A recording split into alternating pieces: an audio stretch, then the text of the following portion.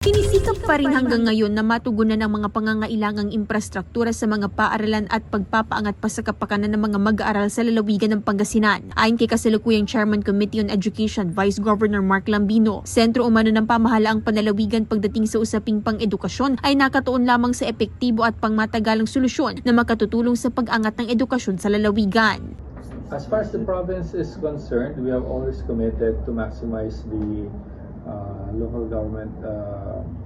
We're always committed to maximize the special education fund ng probinsya. Isa sa ipinunto nito ay ang patuloy na suporta sa kapakanan ng mga estudyante tulad ng mga atleta sa larangan ng sports pati na rin sa mga infrastruktura. Patuloy umano silang naghahanap ng internal o external support para mapunan ng pangangailangang infrastruktura ng mga paaralan tulad ng mga silid-aralan at iba pang pasilidad. Yung suporta po natin, lalo-lalo na po sa larangan po ng sports development, ay nandiyan po rin po para sa ating mga schools.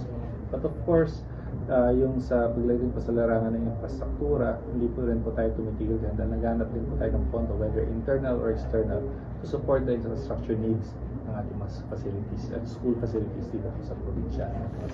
So those will be the commitment.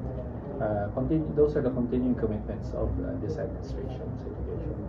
Sa kabilang banda, nagkaroon ng shift sa academic calendar kung saan inagahan ang pagbubukas ng klase ayon na rin sa direktiba ng nasyonal na gobyerno. Marami na rin sa mga paaralan sa lalawigan ang nag-umpisa ng kanilang brigada eskwela para sa nalalapit na pagbubukas ng pasukan. Kasama mula rito sa IFM Dagupan, ito si Idol Joanna De Vera, Tatak IFM. IFM News. IFM News. IFM News.